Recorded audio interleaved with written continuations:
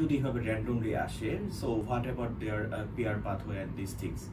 So এই ভিডিওটা এই বিতর্ক নিয়ে। হ্যালো এভরিওয়ান, আশা করি সবাই ভালো আছেন। তো আপনারা সবাই জানেন যে বাংলাদেশ এখন level 1 under Australian visa assessment system. তো এটা নিয়ে আমার আগে ভিডিও বানানো হয়ে গেছে, but the thing is surprisingly দুটো গ্রুপ হয়ে গেছে। লাইক ওয়ান গ্রুপ যারা বলতেছে হচ্ছে এটা অনেক বড় অ্যাচিভমেন্ট, যারা বাংলাদেশে আছে বেসিক্যালি, যে তাদের অস্ট্রেলিয়া আসার পথটা অনেক সহজ হয়েছে। অন্যদিকে আরেকটা গ্রুপ যারা অস্ট্রেলিয়াতে আছে তারা ভাবতেছে এটা তাদের জন্য থ্রেট, লাইক সবাই যদি এভাবে র্যান্ডমলি আসে, so what about their peer pathway and this things. So প্রথমে বলতে চাই, লেভেল 1 হওয়া মানে হচ্ছে আপনার লো রিস্ক কান্ট্রি। এইটা নিঃসন্দেহে বাংলাদেশের জন্য একটা বড় অ্যাচিভমেন্ট।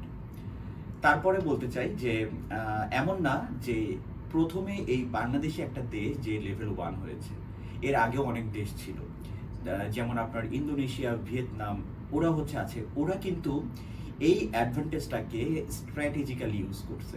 সো আমাদেরকেও এই অ্যাডভান্টেজটাকে অবশ্যই স্ট্র্যাটেজিক্যালি ইউজ করতে হবে, ওই রকমভাবে প্ল্যান করতে হবে যেন আমরাকে এটা ফুললি ইউটিলাইজ করতে পারি। সো অবসরে যারা আছে, যারা এখনো আসে নাই, অবশ্যই তারা তো অ্যাডভান্টেজ পাচ্ছে, সেটা নিয়ে নতুন করে বলার কিছু নাই। তো কি যারা এইখানে আছে তারাও তো অ্যাডভান্টেজ পাচ্ছে।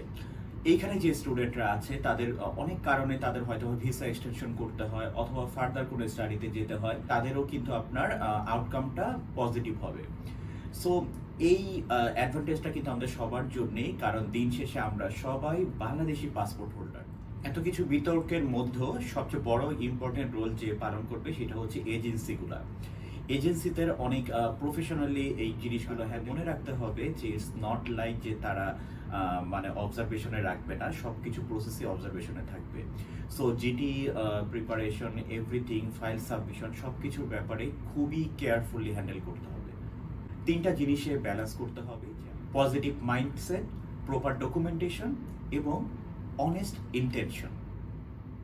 অনশোর স্টুডেন্ট যারা অলরেডি অস্ট্রেলিয়াতে আছে তাদের কাছে এইটাকে একটা বড় থ্রেট মনে হওয়ার কারণটাই হচ্ছে যে আপনার job opportunity and this things. তারা ভাবতেছে মানে সবকিছু আনস্টেবল হয়ে যাবে। এমন না যে বাংলাদেশ থেকে স্টুডেন্ট আসবে না, অন্য সব দেশ থেকে অফ হয়ে যাবে, না। আপনাকে যখন একটা কান্ট্রি নাম্বার অফ স্টুডেন্ট বাড়িয়ে দিচ্ছে বা লোক নিচ্ছে, অবশ্যই তার একটা সার্টেন নাম্বার আছে।